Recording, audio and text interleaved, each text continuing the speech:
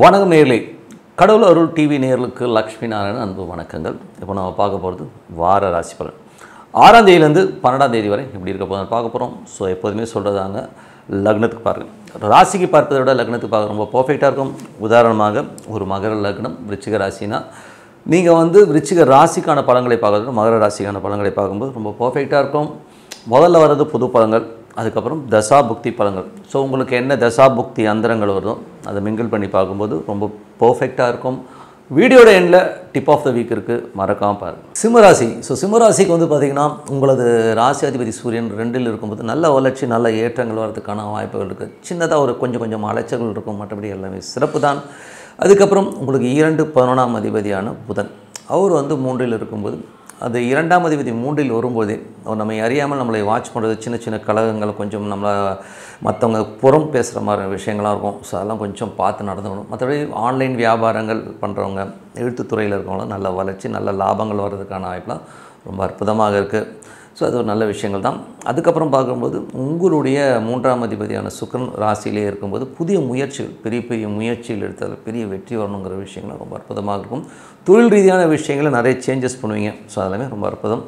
அதுக்கப்புறம் உங்களுக்கு 4ஆம் அதிபதியான செவ்வாய். ஸோ 4ஆம் அதிபதியான செவ்வாய் 3இல் இருக்கும்போது வீடு வாகனம் விற்பனை அற்புதமாக இருக்கும். ஏதாவது விற்காமல் ஒரு ப்ராப்பர்ட்டி இருக்குதுன்னா இப்போ விற்கிறதுக்கான வாய்ப்புகள் ரொம்ப நல்லா இருக்குங்க. அதுக்கப்புறம் தாயாரோட உடல்நலம் சம்மந்தமான விஷயங்கள், இல்லைன்னா அம்மா சில நேரங்கள் நம்மளை கொஞ்சம் திட்டுறது, கத்துறது, இந்த மாதிரி விஷயங்கள் கொஞ்சம் கேர்ஃபுல்லாக பார்த்துக்கிறது ரொம்ப நல்லது. உங்களது 5 மற்றும் 8ஆம் அதிபதியான குரு 11இல் இருக்கும்போது விபரீத ராஜயோகங்களை அள்ளி கொடுக்கறதுக்கான வாய்ப்புகள் ரொம்ப நல்லாயிருக்கு. இந்த காலகட்டத்தில் நீங்கள் ஏதாச்சும் ஒரு குழந்தை இல்லாதவருக்கும் குழந்தை பலன், அதாவது குழந்தை பிறப்பு, குழந்தை ஒரு என்ன சொல்கிறது டெஸ்ட் டியூப் பேபி இந்த மாதிரிலாம் போகிறோம் இல்லையா. ஸோ ஏதாவது செயற்கை முறையில் நிறைய இந்த ட்ரீட்மெண்ட் இருக்குது. ஸோ ட்ரீட்மெண்ட்டால் ஒரு குழந்தை கிடைக்கிறதுக்கான வாய்ப்பெல்லாம் ரொம்ப அற்புதமாக இருக்குது. அதே மாதிரி வராத காசு திடீர்னு உங்களுக்கு பாக்கெட்டுன்னு இருக்கும். ஸோ அதனால் அதுக்கு முயற்சியில் எடுங்க.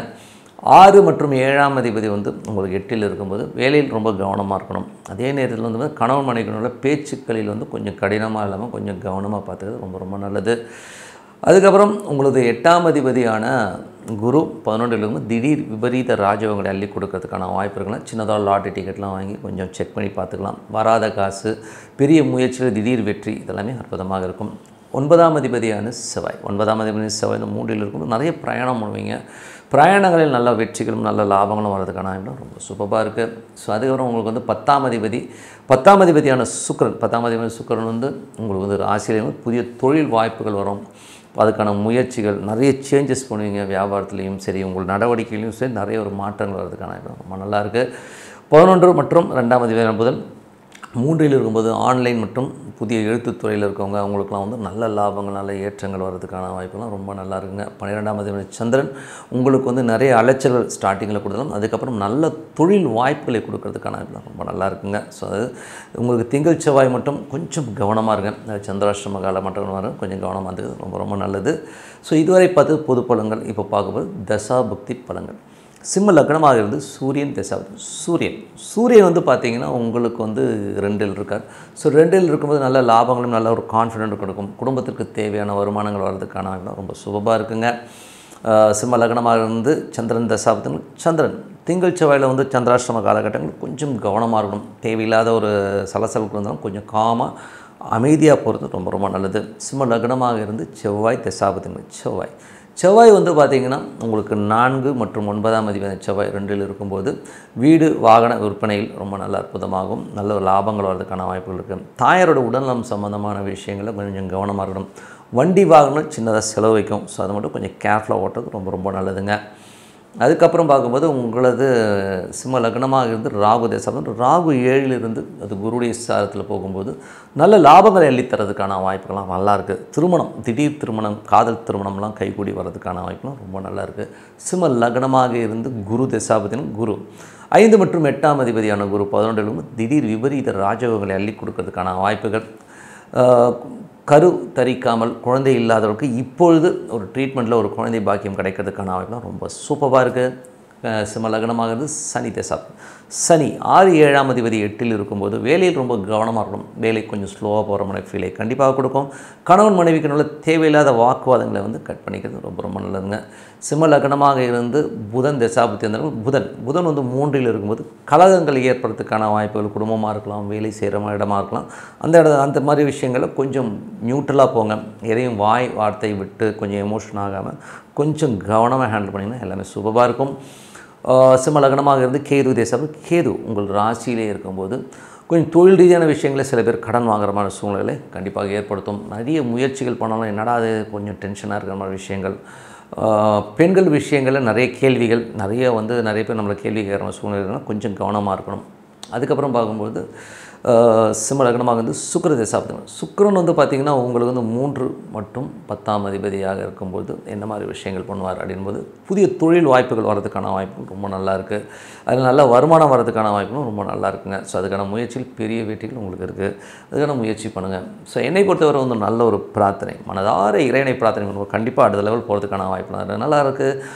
இப்போ பார்க்க போகிறது tip of the week. So tip of the வீக்கில் வந்து நம்ம பார்க்க போகிறது நம்ம லைஃப்லேயே வந்து கோபப்படுற விஷயங்கள் நிறைய இருக்கும். அதுவும் வந்து யாருடைய ஜாதகத்தில் இந்த சனி செவ்வாய் இணைவுன்னு சொல்லுவோம். ஸோ ரெண்டுமே ஒன்றா இருக்கும்.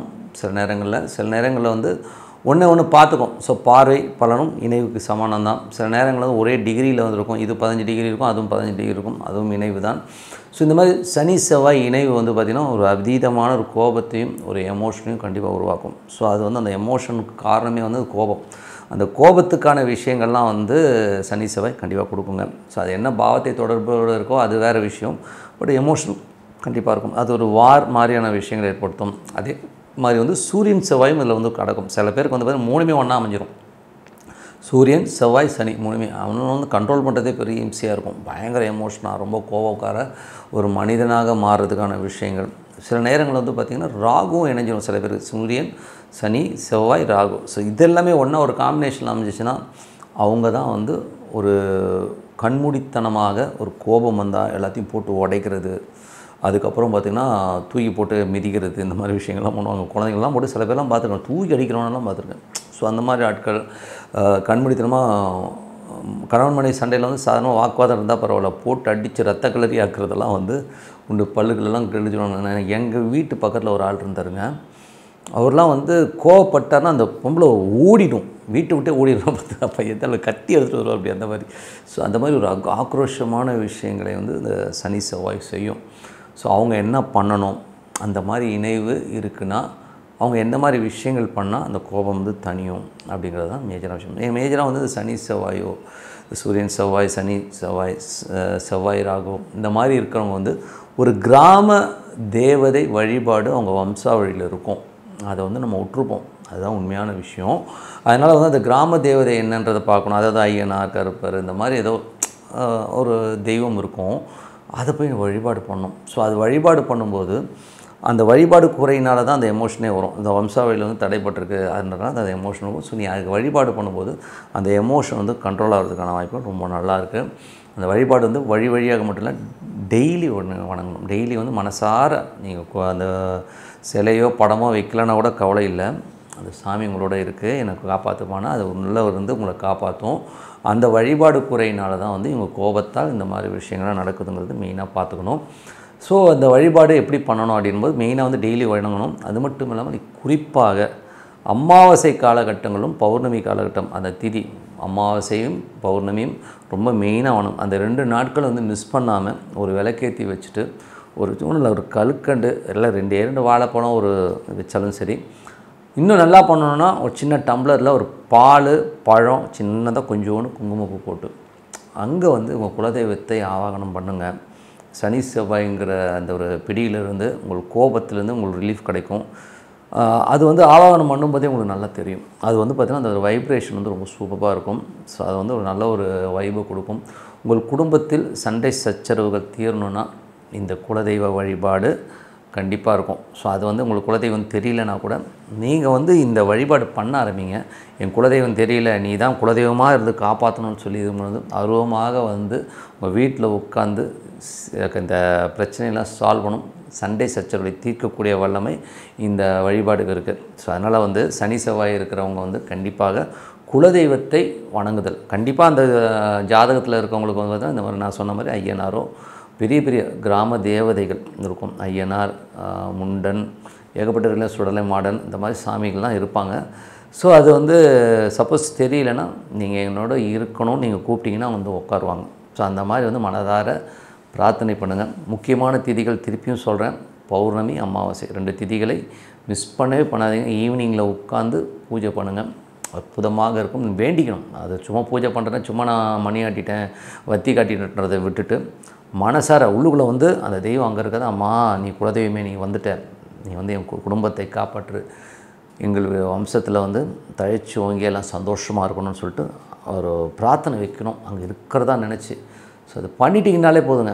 அதுக்கப்புறம் உங்களுக்கு கோபதாபங்கள் கம்மியாகும், அதுக்கான விஷயங்கள்லாம் வந்து அற்புதமாக நடக்கும்னு சொல்லிட்டு இதை வழிபாடு பண்ணுங்கன்னு சொல்லிட்டு உங்களிடம் விடைபெறுவது உங்கள் லக்ஷ்மி நாராயண். நன்றி, வணக்கம். கடவுள் அருள் டிவியை பார்த்தமைக்கு நன்றிகள். மேலும் இது போன்ற தகவல்களை தெரிந்து கொள்ள கடவுள் அருள் டிவியை சப்ஸ்கிரைப் செய்யுங்கள். மறக்காமல் பெல் ஐக்கானை கிளிக் செய்யுங்கள்.